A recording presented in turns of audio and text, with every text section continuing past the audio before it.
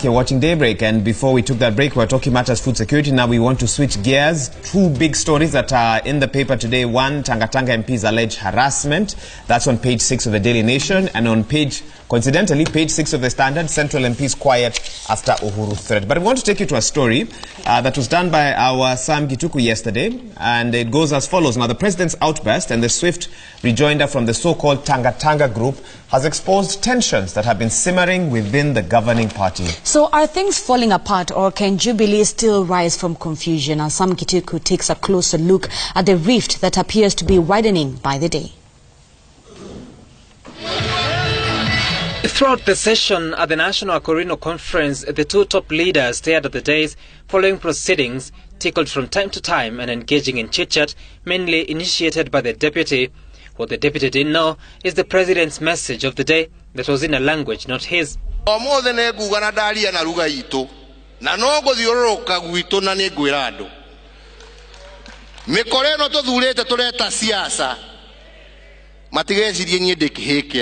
Na matiko ndogamia barabara ĩrĩa ndĩthondekeire ĩrĩa ndĩrenda gũkinya na kũrĩa ndĩrenda gũtwara andũ aitũ na kũrĩa ndĩrenda kũmakinyia. A spirited rant that lasted minutes, whose content is now subject to translation and interpretation. Being coy in his message and knowing when and how to target his message, isolating and selecting the recipients of his message, and the other thing is this, knowing how to crush his opponents. I think the president is telling his deputy-in-chief, stop it, let's work. You don't need rock science to understand his body language. You don't need complexities of physics to understand verbal communication. And you don't need a linguistic stage to know the happenings around. The clouds are gathering, it's about to rain. And if you don't have an umbrella, there will be a torrent. And a tornado will sweep you to political oblivion in the cesspool of history. The president accused unnamed people of betraying the Jubilee dream, urging members of parliament involved to return to their constituencies and resolve challenges of the citizenry, leaving everyone guessing which MPs he had in mind.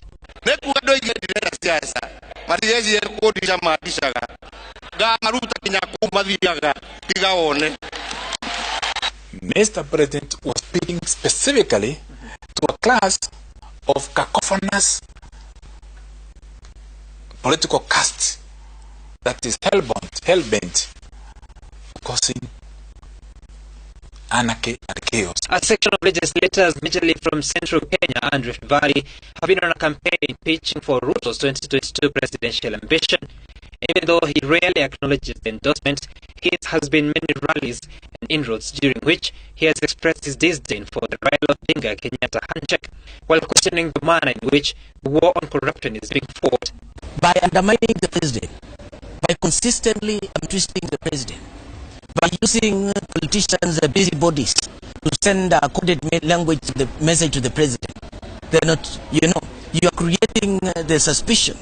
Any legislator elected from the Mount Kenya region would bring himself or herself to appreciation of one fact, that there is only so much the president can do against them right now.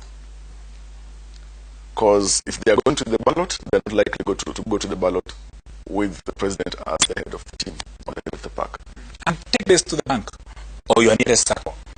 Uhuru Kenyatta is insurmountable in the region.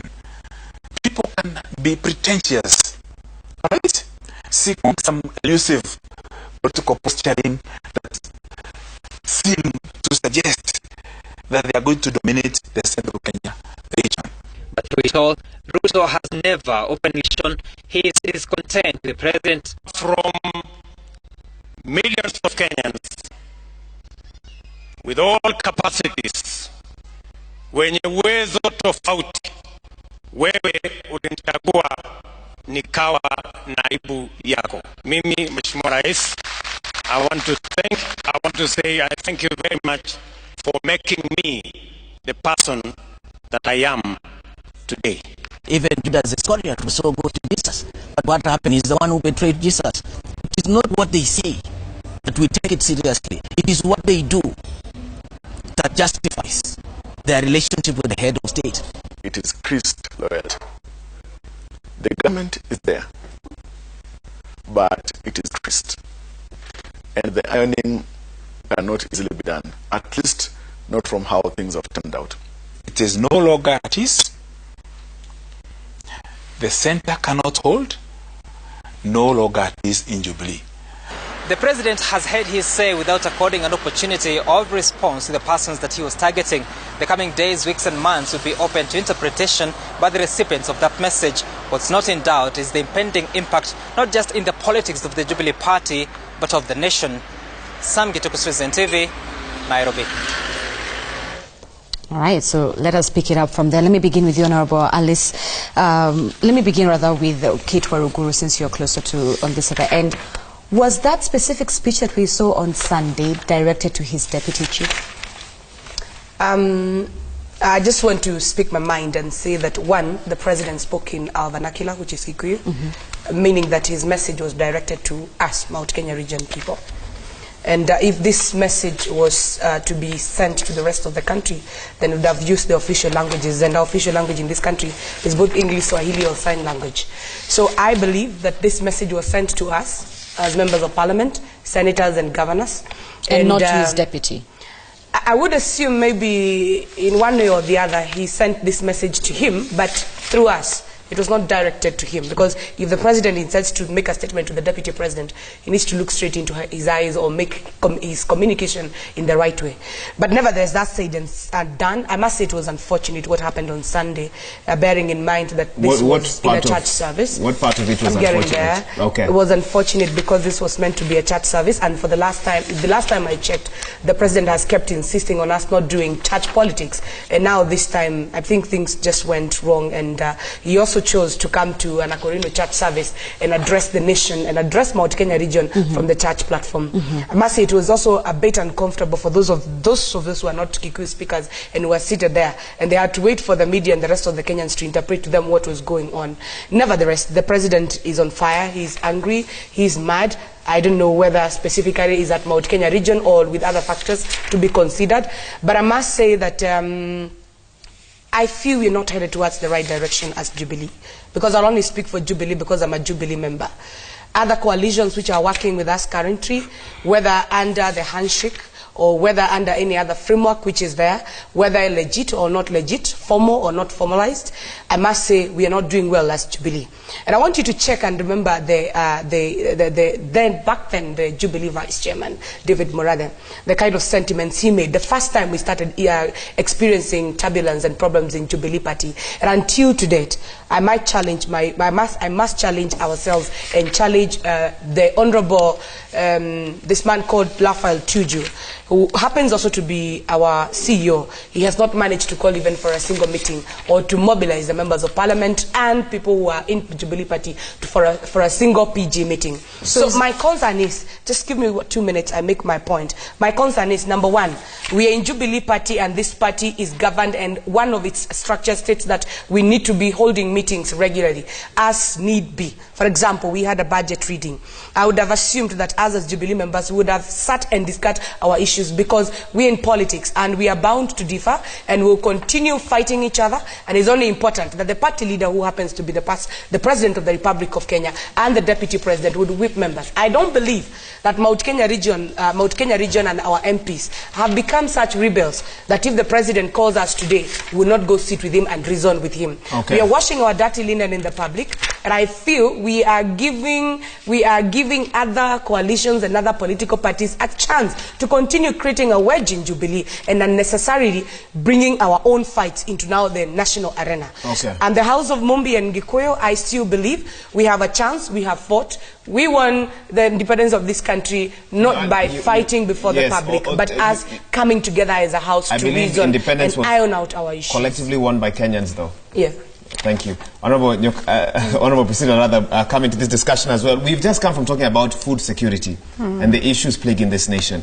And you mentioned politics also, I believe, and how it wades into this. Can the President really focus on the issues that are affecting ordinary Kenyans when clearly there seems to be other matters that he's very unhappy about?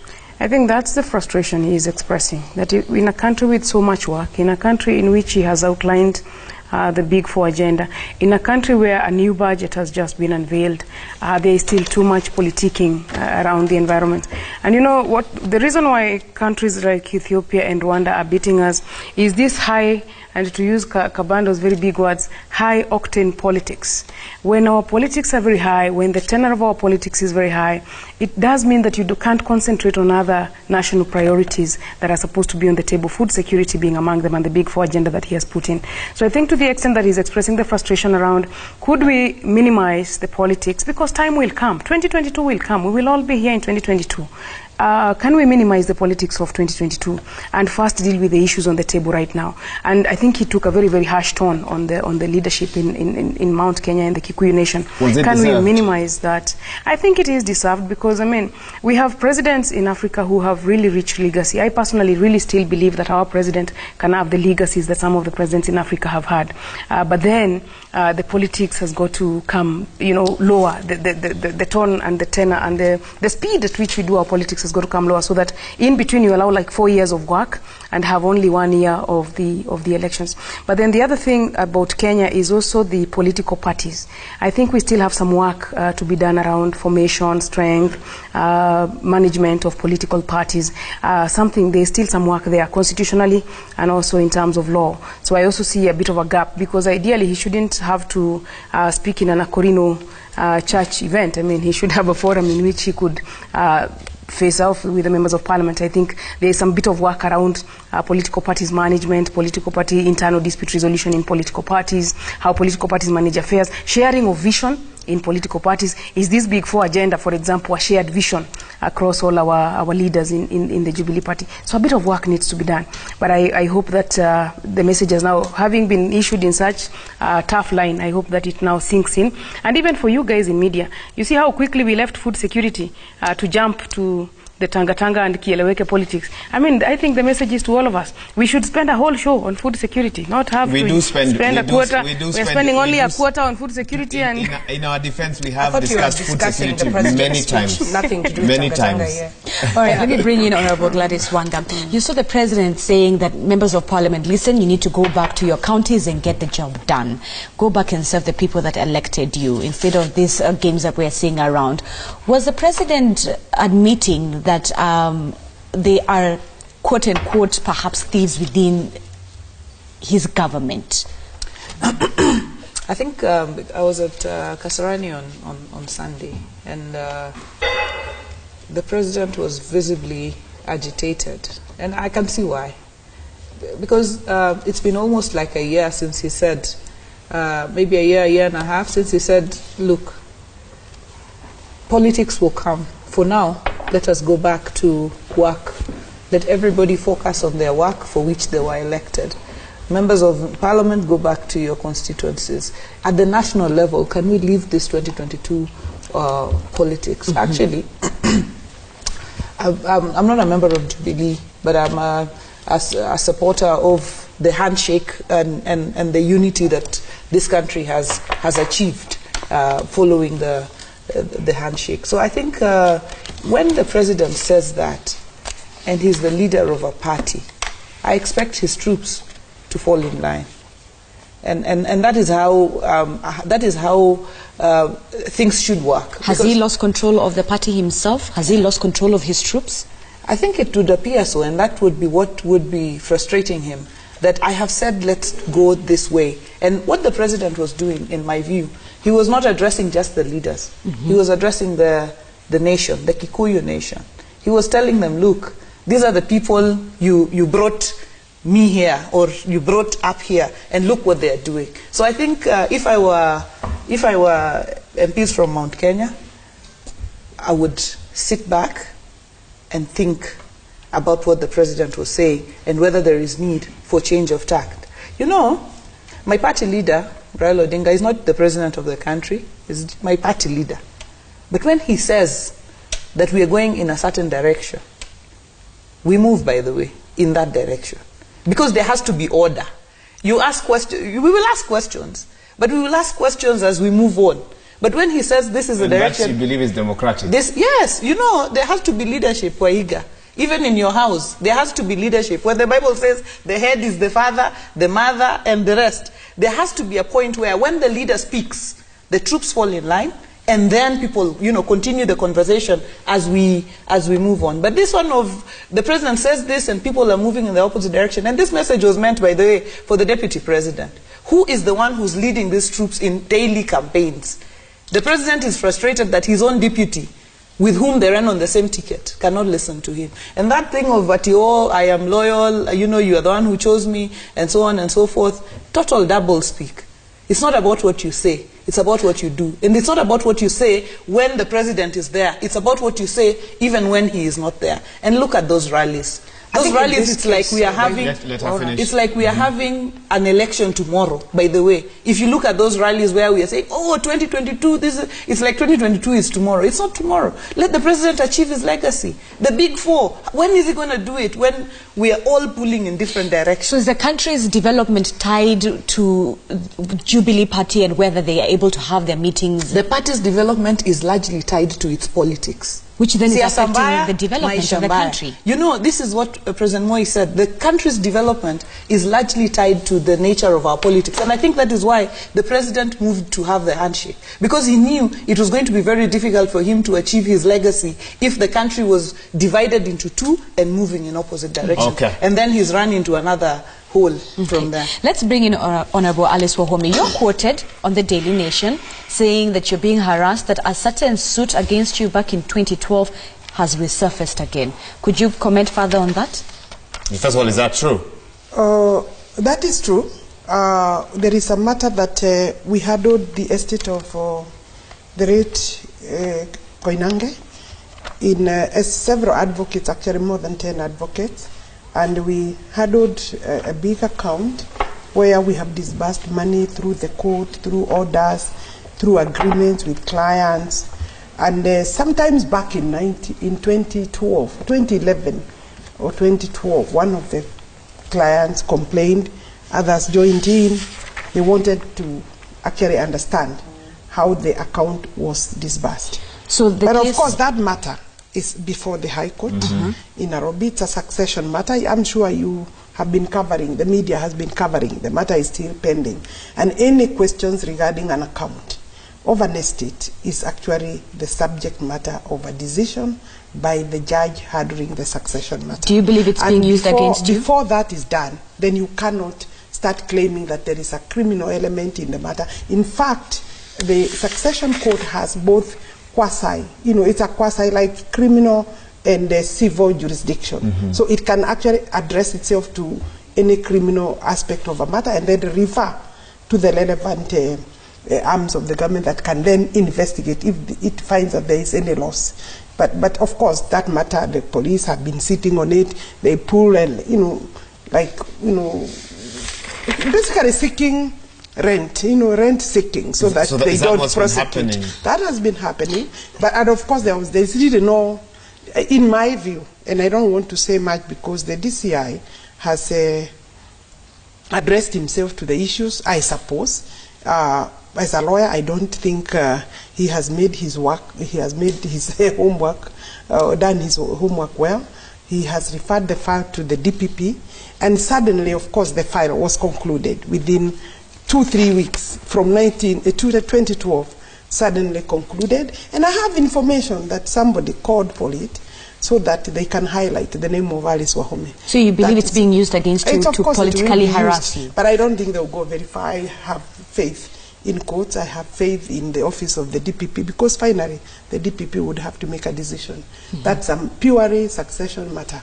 It's not a criminal matter, and there is no way 4 advocates can sit and take away money without the court making an intervention. Okay, as you mentioned, it's a matter before the court, so but you can look at Sunday Standard and see how it was given a lot of prominence, a whole 2 pages regarding the subject, which is the 2012, suddenly becomes very critical. Let's talk about the targeting. Why you?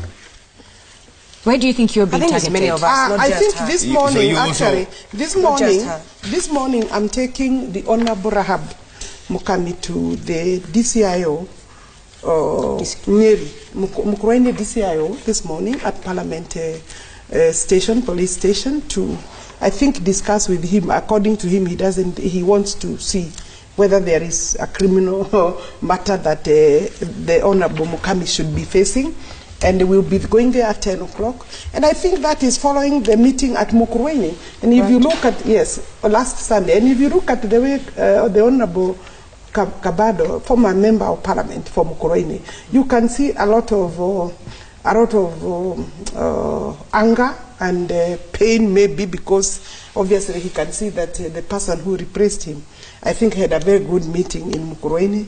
If you look at Kutuni, the way they are talking, they are full of disdain for the deputy president. And so when we come here and now want to discuss the matter of even now harassing members of parliament, including the statement on Sunday in the Akolino especially church, Mount Kenya members of parliament. And this was addressed to the Mount Kenya people as a nation, and also directed to the members of parliament.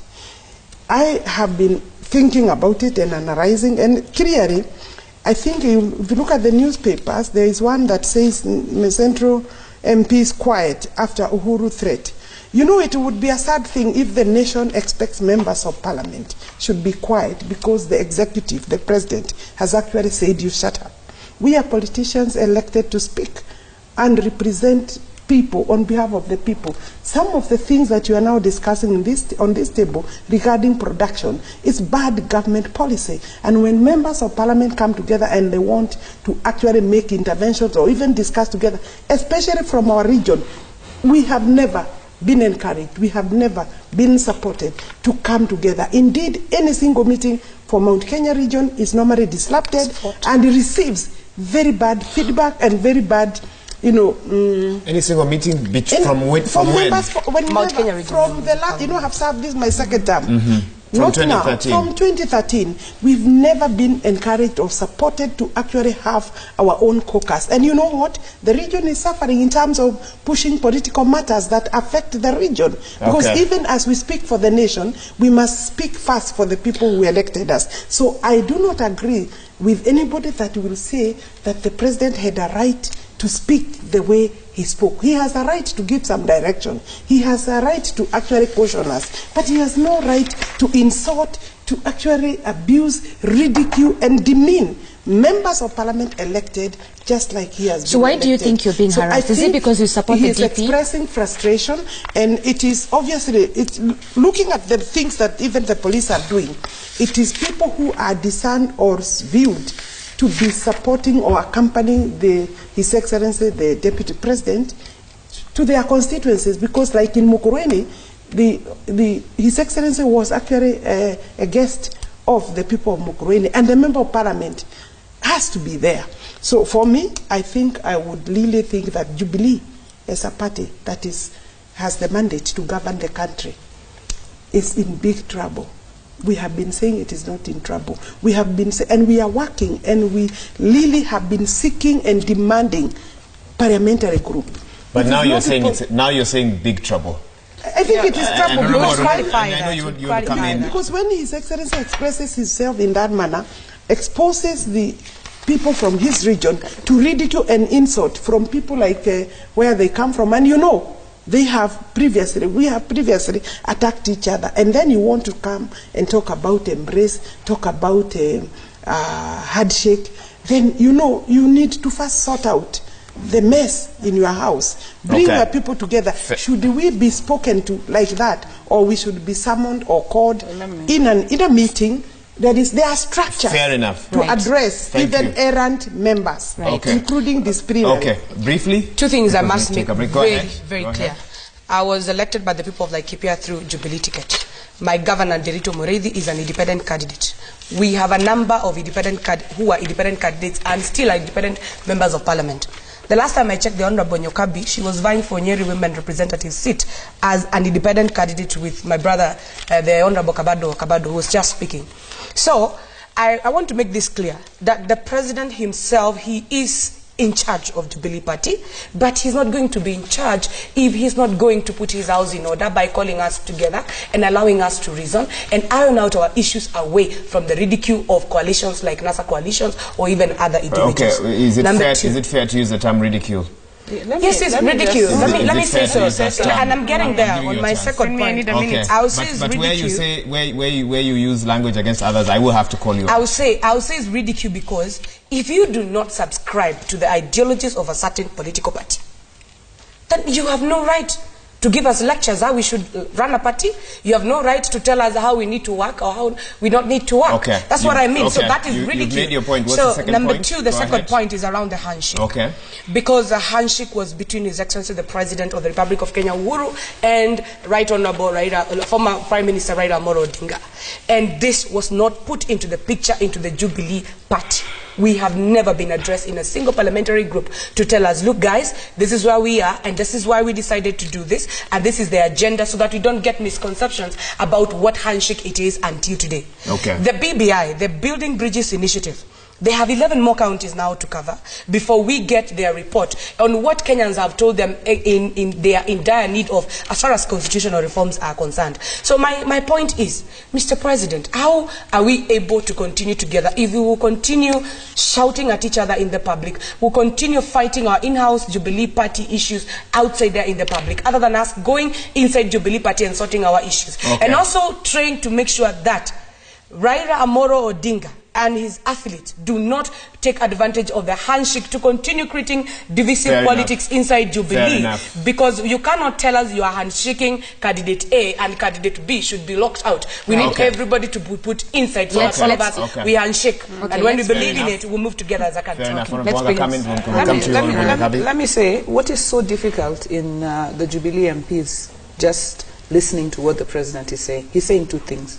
One, let's have a peaceful, cohesive country for all of us.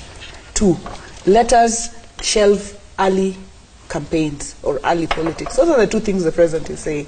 And his frustration is because he said this so many times and they're not heeding. Every weekend, it's 2022, sijui who, 2022, sijui who. Handshake is bad, like the insinuations that Honorable Waruguru is making on this table, that my party I didn't say handshake is bad. Don't put words in my mouth. I questioned why there was impartiality. Right. Let make a comment. Yeah, because we are not in a, we are not fighting. We are just debating. Right. By saying that, because the point she was making is Honorable Raila Odinga is using the handshake to create divisions. All that Honorable Raila has said is we shook hands and we are supporting the President in his agenda.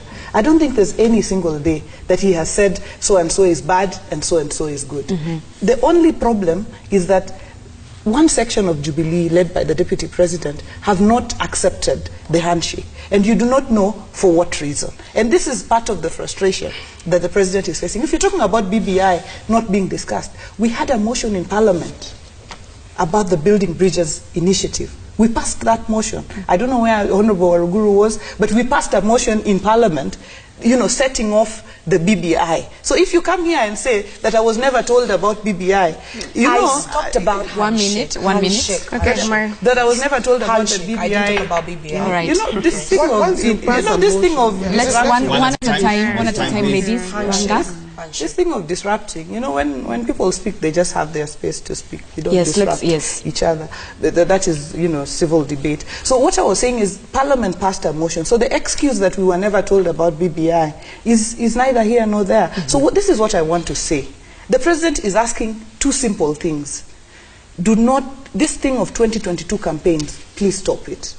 Do you know even all of us could be out there campaigning for our candidates, but all we've said is let's focus on the Big Four agenda. The President expects that from his troops. Let them not make many excuses. If I were them, I would sit back, listen to what the President said, like a father can admonish a child, instead of challenging the President. The party leader is the party leader, but when your party leader is the President, he even holds more weight. When he makes a statement, don't come challenging and saying unfortunate, saying this, saying the other, saying that. Follow. Yeah. All right, let's hear the comments of Honorable Priscilla. It's my turn. Let's not part of the debate. Let Honorable Cate, who hasn't spoken. Okay. And I want to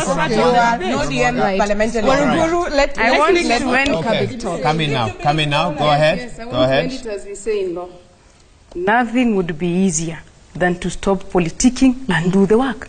Nothing would be easier. Instead of debating what he meant and what he didn't mean, nothing would be easier than to stop politicking and concentrate on the work. And Kenyans want work done. The commission that I serve in represents special interest groups, the women, the youth, the marginalized, the minorities, the persons with disability, the children, the elderly. They want some work done, really. So nothing would be easier. And they're not seeing it than to stop, happening yet. Not as fast. I mean, some good work is going on, I mean, really, honestly, for our country. But it can be faster, and it can get better for citizens. Look at what we discussed about food security. Yes. We can have a much better and better debate, for example, with Jubilee proposals and NASA proposals, ANC proposals and Ford Kenya proposals on what do we do with food security. That is a much better debate than what we are now having. Right. So for me, nothing would be easier than to stop all this politicking and just get the work done. So that tomorrow when we wake up in the newspaper, it is no longer the politics of what's going on. It is much more, and you know, in all of these sectors that we are speaking about, in health, for example, if you sat here on a health show, you would have so many solutions to some of the things that we need to do. And we have a bill now on national referral facilities, what you need to do for the referral facilities, what you need to do for the UHC. So nothing would be easier than to cut the politics and to just get down onto the work that we have. And the time for politics will come. And I mean, it is true that politicians are supposed to politic all the time, but you can also have politics of development. You can have politics of change. You can have politics of transformation, which is what the president is saying. Let's just end it there and not, because now we are going to have another round of members of parliament fighting each other, the country torn apart. Let us go back to work. Right. Nothing would be easier than to stop the politics for all of us. You know, I need to challenge one guy. But if you challenge, he will need to respond. And we will take our commercial break. After the commercial break. After the break, we'll give you a but chance. no closing comments after the commercial break. One at a time. One at a time, please, okay? And we'll use civil language. We'll use civil language as we have this discussion. And everyone gets their time to talk. We have some feedback before we take that break. Can we take a look at that? All right, here's what we have. Buru Mo says, Jubilee government and President Uhuru have failed Kenya. Central Kenya is part of the failed dream. It's unfortunate that he's against other progressive leaders, Alice Wahome and others occupying the space. The ground has shifted. The president feels threatened. All right, that's on Twitter. Remember, the hashtag is Daybreak. Hillary, you say... Wakabado cannot claim to talk for Jubilee. He was humiliated in Murukweni and he hasn't overcome that. Let him talk all he wants, but DP is heading in the right direction. Okay, some supporters there for the team Tanga Tanga. Let's see, Harry Veritas. It's really unfortunate when the president expresses his disappointment publicly. Let him call for a meeting and iron out things. This public drama won't help. Let the president and his deputy call for a crisis meeting. Okay. All right. Do we have another last tweet? Okay. Okay, let's see. MC, you say what the president is doing to the Mount Kenya people is not fair at all. He has been moody anytime he comes to the region, but joyful when in other regions. We struggle to put him where he is, but we can see now the direction he wants to take us. We still have votes, and 2022 is not far. Okay, all that's right. Just on one Twitter. SMS. Let's take a look at it, and I'll read it too on my iPad. John says the president was right. This is the time for development, not politics. Central MPs should focus on development agenda in their constituencies. We also had some SMSs in regards to food security. Patrick Kimanzi from Wajir said government should close that companies that order food outside our country, so that farmers can get their portion. That's one proposal. While Mwirigi from Meru says the issue of expensive farm produce in Kenya should be looked at beyond zero rating inputs to include cost of labor, county levies, expenses in the supply chain and land economies of scale. And one last one, George Dan from Kananga, Homa Bay. I want to concur with Honorable Wanga. We really need to do value addition to our fish, at least a processing plant in Lake Region. And this is George Dan who sent in that message as well. We take that break now? Yes, when we come back, we'll get the closing comments from our female panel. Stay with us.